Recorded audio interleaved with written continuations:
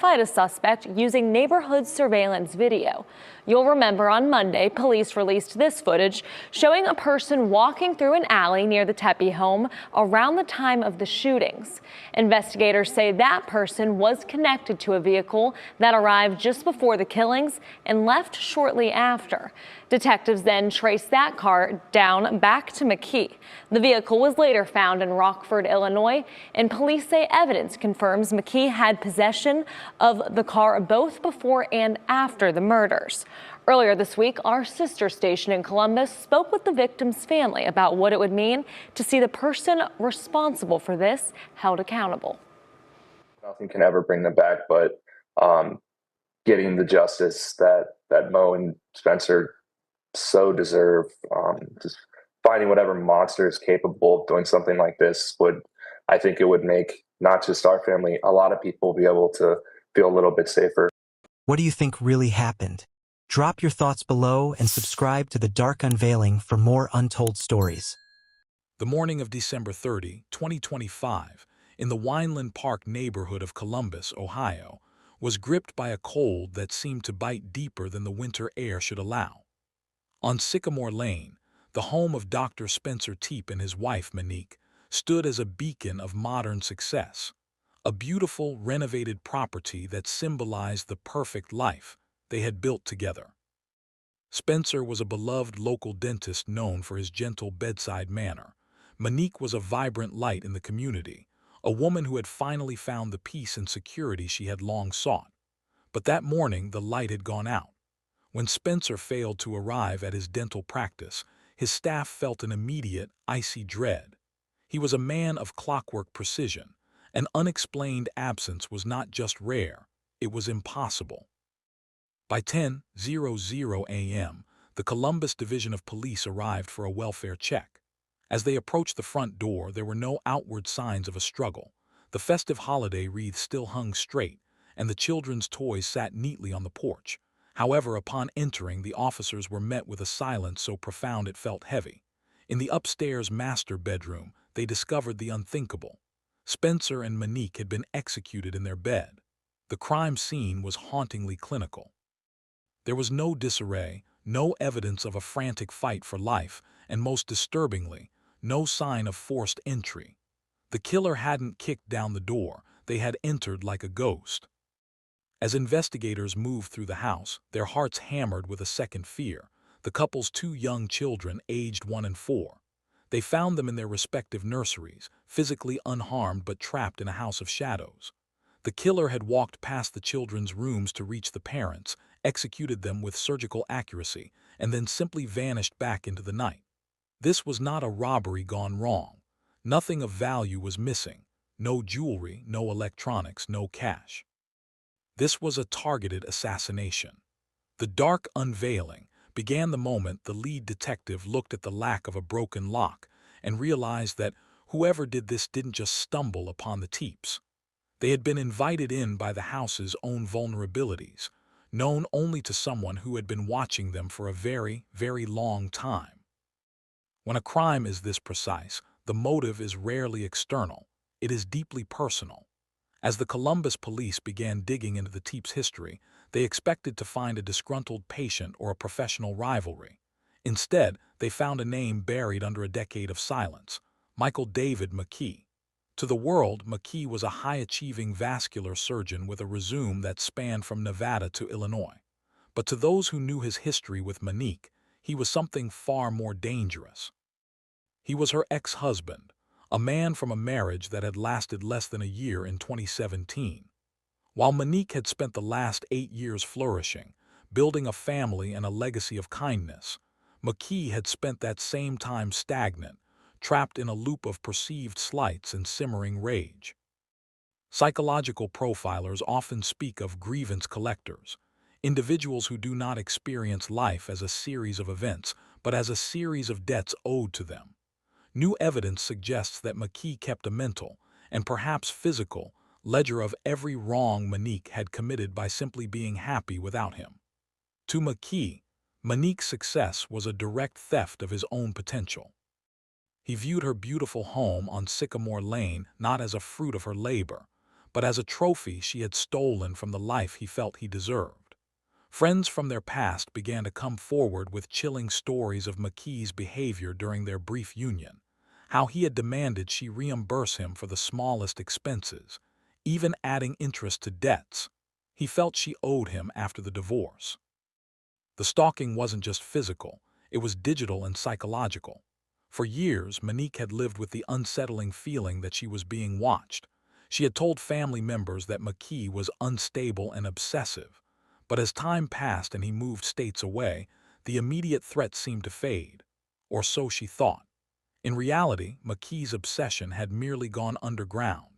He was a hunter who understood that the most effective strike is the one the prey never sees coming. He didn't want to just hurt her, he wanted to erase the life she had built.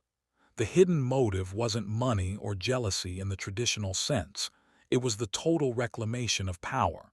He wanted to prove that even after a decade, he still held the keys to her life and her death. As the investigation into January 2026 intensified, the digital footprints began to surface, painting a terrifying picture of long-term surveillance. Detectives discovered that in the months leading up to the murders, Michael McKee had effectively become a ghost. He had allowed his medical licenses to lapse and had walked away from his surgical practice in Illinois. While his colleagues wondered where the talented doctor had gone, McKee was allegedly busy conducting reconnaissance on a quiet street in Columbus. Neighbors' Ring cameras and citywide surveillance started to reveal a pattern. A dark, nondescript vehicle had been seen circling the Wineland Park area weeks before the shooting. This wasn't a crime committed on a whim. The chilling new evidence mentioned in the headlines refers to the discovery of McKee's movements. Investigators believe he used sophisticated methods to track the Tepe's daily routines. He knew when Spencer left for the clinic. He knew which nights the lights in the master bedroom went out last. He likely knew the layout of the house better than some of the Tepe's own friends.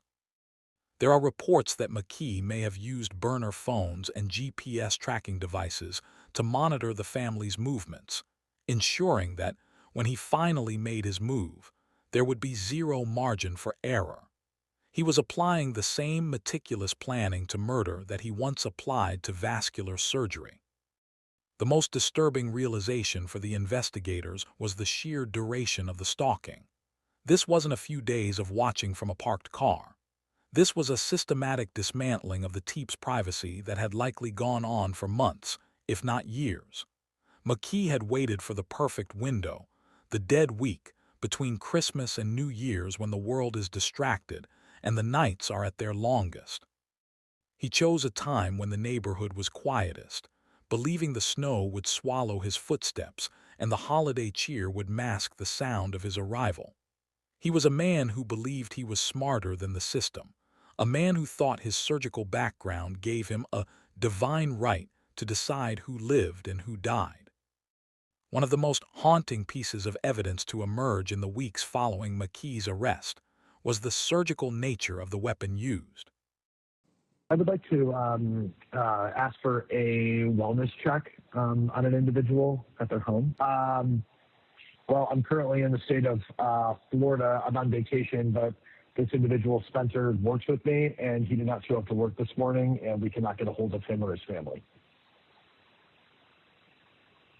He didn't show up to work? Correct. Okay. Does he have medical problems or? No, and he's been reliable, and we cannot get in touch with him, his wife, his family, anybody that lives in that house. Okay. So There's you're two in kids in the home. I'm in Florida. I own the business. I was informed by my employees that he was not at work, and he runs the office. Have you guys received anything else, like calls about him or like a car accident or anything like that? No, sometimes people just don't show up to work. I mean, maybe he's sick, I don't know. Witnesses and forensic experts noted that neighbors didn't report hearing a barrage of gunfire. In a dense urban neighborhood like Wineland Park, the sound of a handgun usually brings police in minutes. Yet on the morning of December 30th, no one called 911. This led investigators to a grim conclusion. The killer had used a suppressor, or silencer, to ensure the children stayed asleep and the neighbors stayed in bed. This level of preparation further stripped away any defense of a crime of passion. This was an execution, designed for maximum efficiency and minimum noise. The hidden motive began to crystallize as police looked at McKee's own crumbling life. While the Teeps were at their peak, McKee was facing a massive malpractice lawsuit in Nevada and professional ruin. In the mind of a narcissist, when your own world begins to burn, you look for someone to blame. McKee chose Monique. He blamed her for his failures, for his loneliness, and for the fact that his life didn't mirror the perfection he saw in hers. By killing Spencer, he was removing the man who had replaced him. By killing Monique, he was ending the source of his perceived misery. The fact that he left the children alive wasn't an act of mercy. To a man like McKee, the children were irrelevant to his ledger. They weren't part of the debt he was settling. As the search warrants were executed on McKee's property in Illinois, the Dark Unveiling reached its peak. Police reportedly found evidence of his obsession folder, a collection of data on the Teeps that would make a professional private investigator blush. He had mapped their lives with the cold detachment of a scientist. The motive was finally clear. It was a total, absolute need for control.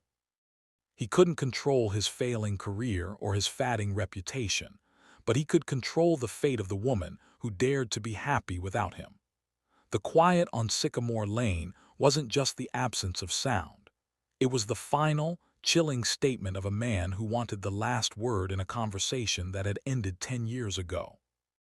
As the forensic team processed the scene on Sycamore Lane, they were struck by a detail that separated this crime from standard home invasions: the lack of noise. In a densely packed urban neighborhood like Wineland Park, the sound of 9 gunfire should have triggered a dozen calls to 911. Yet, the neighbors heard nothing but the whistling wind. The chilling new evidence that emerged during the January 2026 grand jury indictment explained why. Prosecutors revealed that Michael McKee didn't just bring a gun. He brought a firearm equipped with a muffler, or suppressor. This was a detail that pointed directly to prior calculation and design. The use of a suppressor is rare in domestic violence cases. It is a tool of an assassin.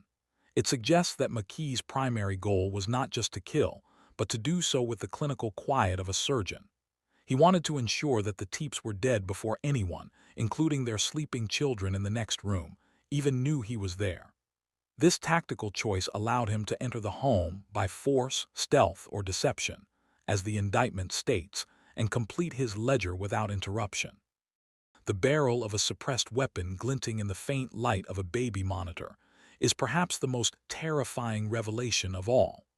He wasn't just a man with a grudge.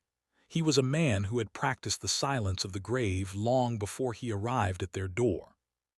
For nearly 2 weeks, Michael McKee lived as if he had gotten away with it. He returned to his life in Illinois, even as Columbus detectives were working 24/7 to bridge the 450-mile gap between the crime and the killer.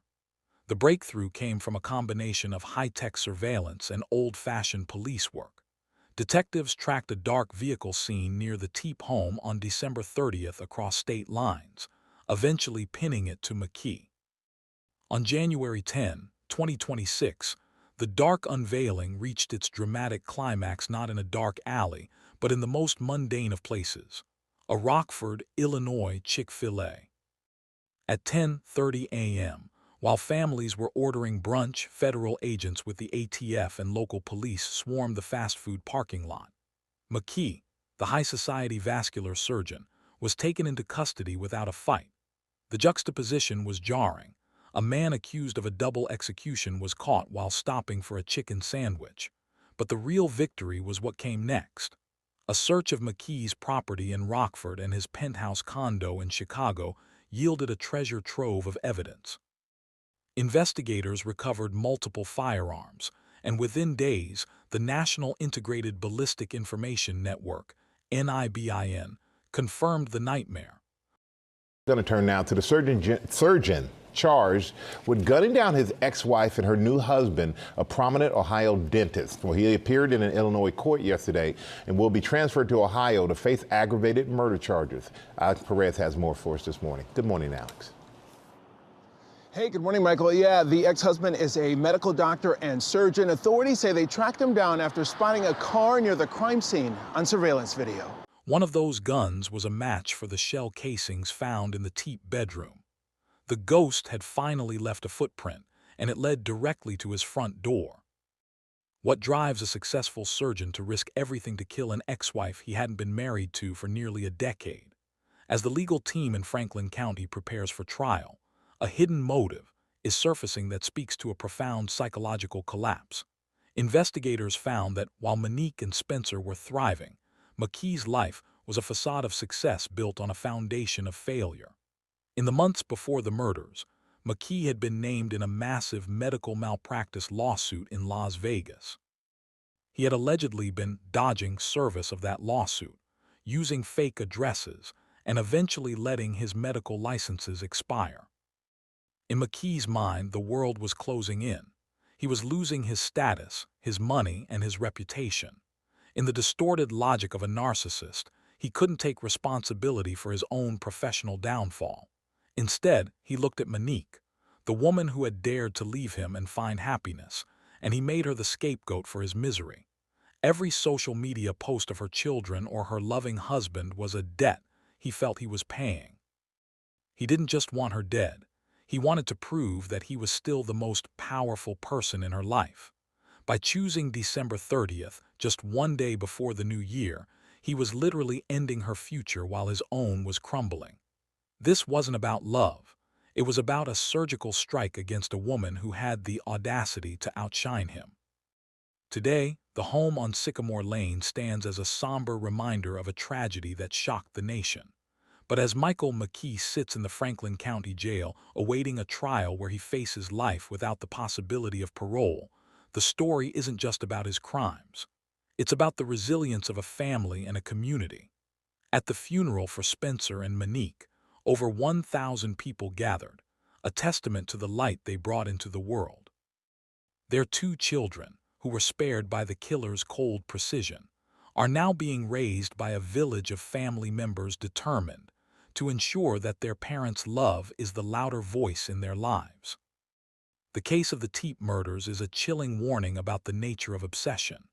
It reveals that a grievance doesn't have an expiration date for those who choose to feed it. This story serves as a reminder that the most dangerous monsters aren't always hiding in the shadows. Sometimes they are holding a scalpel, wearing a white coat, and waiting years for the perfect moment to strike. As the justice system moves forward, the city of Columbus remains vigilant, honoring the memory of two people who were taken not by a random act of violence, but by a decade of calculated silent hate. The truth has been unveiled, and while it cannot bring Spencer and Monique back, it ensures that the ghost of Sycamore Lane will never walk free again.